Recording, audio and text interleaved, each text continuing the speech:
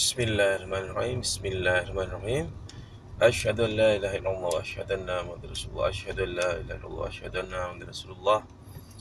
Hari ini tanggal 10 November 2014, saya ingin bercerita tentang kejadian yang menarik seminggu kemarin yang berturut-turut terjadi selama 4 hari. Selasa, Rabu, Kamis, Jumat. 3 hari berturut-turut itu saya mengalami kejadian handphone ketinggalan 3 kali berturut-turut di tempat dan waktu berbeda. Kemudian sampai hari Jumat tentang polisi yang sebenarnya ketangkep polisi, tapi alhamdulillah atas izin Allah tidak jadi. Oke, saya mulai dulu di kejadian yang pertama, hari Selasa. Hari Selasa itu setelah pulang kerja, itu saya sholat dulu di masjid Darut Tauhid punyanya Agim ya, dekatnya kantor. Itu saya sholat maghrib jamaah, sholat di saf yang pertama sebelah kiri pojok. Nah, saya sholat, tas saya taruh, handphone saya yang putih saya taruh di pojokan kiri. Habis itu sholat selesai, saya buru-buru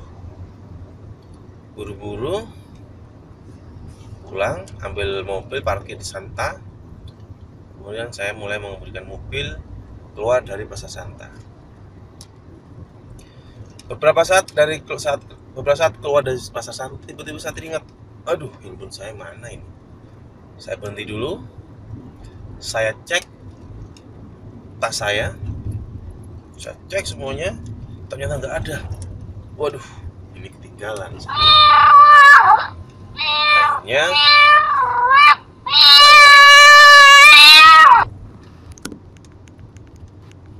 Akhirnya saya kembali ke masjid tersebut. Saya segera balik. Ini meskipun jaraknya pendek, tapi karena macet ya jadi agak lama ya. Mungkin 15 menit sampai masjid, 15 menitan saya baru sampai masjid. Saya langsung parkir tempat parkir yang itu sebenarnya nggak boleh parkir. Tapi saya bilang sama satpamnya, Pak, saya mau parkir sebentar. Saya handphone ketinggalan, saya bilang. Oh ya sudah, parkir sini. Nah, di situ saya langsung parkir, langsung berlari menuju masjid. Waduh, hilang ini sih. Sampai depan masjid ada tangga. Di situ ada beberapa orang duduk ya. Saya berlari menuju tangga itu, terus ada orang yang lihat saya. Makanya gini, handphone ketinggalan ya? Oh iya Pak, saya bilang. Akhirnya ayo saya naik ke dalam, mengikuti orang itu. Orang itu langsung masuk dalam, manggil sama temennya itu, handphone. Terus masuk ke dalam, ternyata nampaknya orang itu menemukan handphone itu, dikasihkan ke takmir. Wah, subhanallah, saya bilang, handphone saya nggak hilang. Karena saya beberapa kali handphone hilang, dan subhanallah itu hari itu saya benar-benar bersyukur kembali ya, handphone saya. Itu hari Selasa. Terus hari Rabu sama, saya waktu itu mau pulang kantor, tapi saya ada tugas, ada pekerjaan yang harus saya selesaikan sore itu. Saya saat itu mau ngerjain sesuatu, buru-buru, tapi harus dikerjain ya. Akhirnya saya ngerjain kerjaan dulu sampai 6:30. Ngeprint macam-macam, mampir dulu, beli snack dan sebagainya, ngecek handphone yang mau dibawa dan seterusnya. Kemudian saya pulang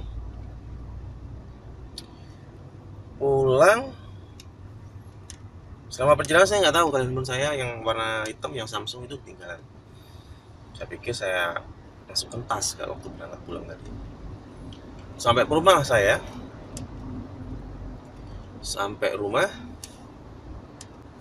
Saya naruh tas, kemudian mulai mencari handphone saya. Nah ini maaf lagi lewat di bawah tol ya, ini lagi gelap. Nah saya hidupin sedikit lampunya. Nah saya cari-cari berkali-kali, saya putar-putar berkali-kali, saya buka berkali-kali tas saya, kok nggak ada handphone ini. Waduh, pusing saya ini. Saya langsung mikir, ini di mana ini ya naruhnya lagi. Saya ingat-ingat gitu kan. Ternyata sebentar ya, ada gerakan. Saya ingat-ingat, saya coba mengingat-ingat. Oh, ini karena kedua kalinya saya hilang. Kemarin Selasa hilang, sekarang hilang lagi. Oh, saya coba ingat-ingat di mana saya kira-kira, apakah di masjid, apakah di toilet, apakah di tempat IT waktu saya beli snack, atau di tempat duduk saya, atau di mana gitu kan. Saya bingung. Wah, pusing sudah. Ini hilang ini saya. Makanya besok pagi saya WhatsApp ke teman-teman tim saya, Mbak Indri sama Dina, minta tolong dong cariin handphone saya. Entah di ruang IT, meja saya gitu kan. Wah, ternyata teman saya langsung bergerak gitu ya, Mbak Indri dan Dina. Ternyata Dina saat itu cuti, cuman Mbak Indri yang nyariin ya. Terima kasih semuanya lah ya. Nah, kemudian ya ini Dina ngirim gambar Samsung. Apa ini gambarnya Pak? Oh iya benar. Ketemu nih. Ketemu di mana? Ketemu di mana? Saya bilang ketemu di printer, di atas printer, dekatnya printer. Oh masya Allah, saya bilang bener juga tuh. Saya ngeprint, buru-buru saya taruh tuh handphone di atas daerah printer situ. Waduh, terima kasih.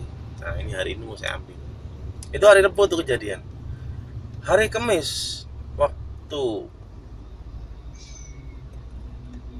saya dan Pak Aldi itu berangkat menuju Surabaya untuk meeting ZEM. Nah, ini sebenarnya ada tambahan cerita nih, tambahan waktu pesawat di atas sebelum mendarat di Surabaya. Itu di suatu tempat mungkin ya, sekitar beberapa menit sudah berjalan di atas, itu pesawat goyang-goyang banget. Masya Allah, saya kan udah puluhan kali, mungkin ratusan kali naik pesawat itu kan. Saya ngerasain baru kali ini pesawat itu goyangnya luar biasa. Waduh, ini saya lihat luar kok nggak cuacanya, nggak cuaca panas, nggak cuaca jelek gitu kan, tapi kok goyang-goyang banget. Sampai saya mikir, Masya Allah. Saya waktu ngobrol-ngobrol diem, saya berdoa. Penumpang itu sudah bilang hore hore, katanya Masya Allah goyang-goyang gini kok malah hore hore. Saya bilang harusnya mereka berdoa gitu. Udah, saya akhirnya berdoa membayangkan, ya Allah, lindungilah kami, lindungilah saya, selamatkanlah hamba, selamatkanlah kami, kawallah pesawat ini sampai mendarat dengan baik sebaik-baiknya sehingga tidak ada turbulence. Itu saya doanya, karena saya mikir, waduh, kalau turbulence gini gimana nanti mendaratnya. Karena saya kebetulan lulusan teknik penerbangan ITB ya, jadi saya paham bahwa pesawat itu yang paling bahaya adalah bukan pada saat sudah di atas, tapi pada saat pesawat itu mendarat atau mulai terbang. Waduh, saya bilang semoga lancar semua. Akhirnya mendarat. Pada saat mendarat saya benar-benar fokus berdoa, membayangkan Allah itu melindungi banget, membayangkan Allah itu memegang pesawat ya, membayangkan Allah itu benar-benar menjaganya sampai pesawat mendarat. Sih, yang mendarat satu mendarat itu kaki belakangnya dulu, baru kaki depannya, gini kan. Itu ternyata yang saya rasakan, yang bukan saya rasa, Pak Aldi juga merasakan, pesawat itu mendaratnya nggak ada guncangan sama sekali. Hal ini umumnya pesawat 90% itu yang saya alami, 100% kali ya. Pesawat itu mendarat kaki dulu teng, itu entah itu ada pantulan ke atas, entah ada gitu ya.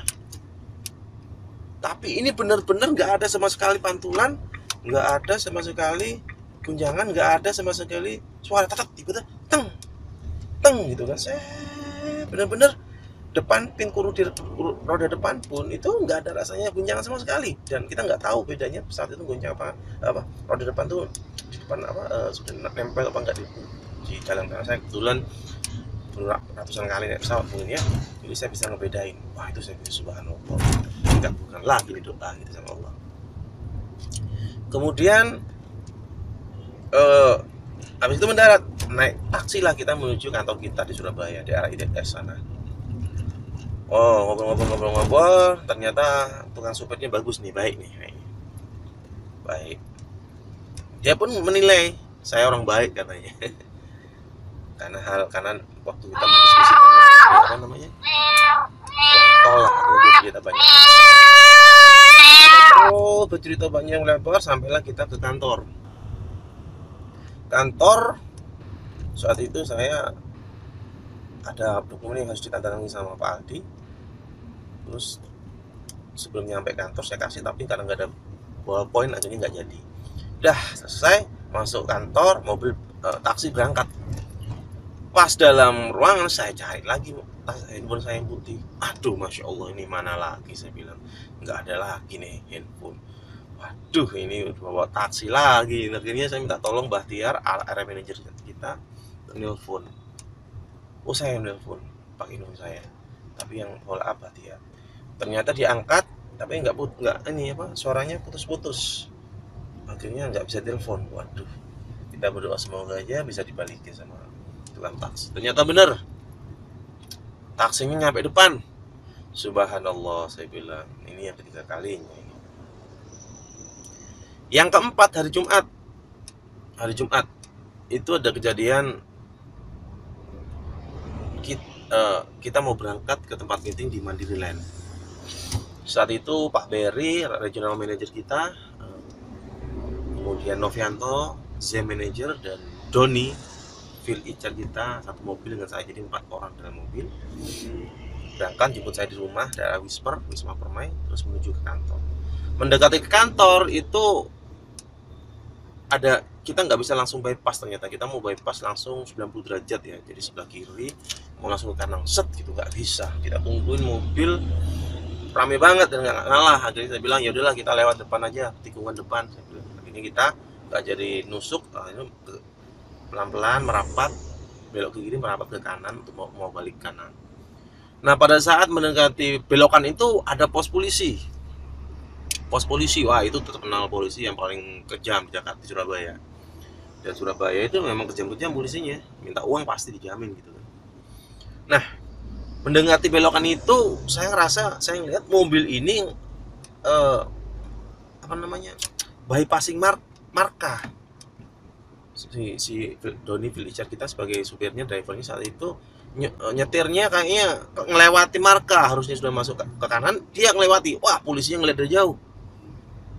Wah, polisinya udah jauh-jauh gini. Sini. Wah, saya bilang kena ini.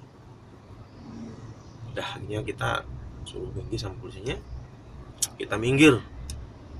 Wah, pada bingung cari uang tuh. Saya, Berry, Novi, sama Doni. Waduh, saya lagi juga. Pak Anies ada uang katanya. Waduh, saya juga lagi nggak ada uang, belum ambil uang ATM kan. Kemudian Berry juga nggak ada, rogo-rogo kantong belakang dia. Terus si Novi juga, si Doni juga pada bingung dah. Wah, kena ini dah. Kemudian polisi nyamperin, tolong siapkan SIM sama STNK. Udah disiapin, sambil si Doni nyiapin, si polisinya ke belakang. Di belakang saya ada beberapa mobil ketangkep juga tuh. Habis gitu balik lagi polisinya, minta STNK-nya. Habis saat itu loh saya mikir, saya mau buka jendela sebelah kanan yang dekat dengan polisi, di belakangnya jendela yang di belakang supir itu. Doni dibuka, saya bilang, panggil polisi, Pak, maaf Pak, ini kita mau meeting tuh di gedung sebelah sana, saya bilang. Terus polisi nyamperin sampai lihat dalam itu. Oh iya Pak, tapi nggak boleh langsung itu, harus muter dulu jauh sana. Oh, saya bilang, oh iya. Waduh, kalau itu kita sudah mikir dah kena ini deh. Tapi tiba-tiba sedetik 3 detik itu dia bilang, ya sudah, silakan jalan gitu. Teman-teman pada bingung, kok suruh jalan gitu? Ya udah, kita jalan. Katanya teman-teman, wah Pak Andis ini, gara-gara Pak Andis ini. ya semuanya kan Allah ya, mungkin itu juga tanda-tanda Allah sedang menolong kita gitu. Saya selalu yakin bahwa kalau kita ingin menolong agama Allah, maka Allah pasti akan menolong kita. Dan saya memang berniat semenjak hari Senin itu, semenjak beberapa kejadian itu memang saya ingin, ya Allah, beberapa hari ke depan saya ingin niat ibadah gitu kan. Saya ingin ibadah, saya nggak tahu ingin Allah hablum minas, saya nggak tahu apa yang akan saya lakukan, apa yang terjadi, yang penting saya niat dulu gitu kan. Pun juga demikian, waktu saya di Surabaya pun saya bilang kepada Allah, saya selama di Surabaya ingin hablullah hablum minas, beribadah. Ternyata subhanallah, sama Allah dibantu ya, sama Allah 3 kali balik sampai ketangkap pun bisa nggak ketangkep. Dan waktu pesawat pun itu ini di atas turbulen sekali, goyangnya kencang banget itu, sampai mendarat pun tanpa keras, subhanallah. Semoga cerita ini menginspirasi teman-teman ya, teman-teman. Semoga kita semuanya beribadah lebih baik, dan ada hikmahnya cerita ini, bahwa kun fayakun, tidak ada yang tidak mungkin dalam hidup kalau Allah berkehendak. Sampai bertemu di cerita berikutnya. Mari kita beribadah lebih baik. Semoga niatan saya men-share video ini bisa meningkatkan dan menyadarkan kita semua agar beribadah lebih baik. Demikian, assalamualaikum warahmatullahi wabarakatuh.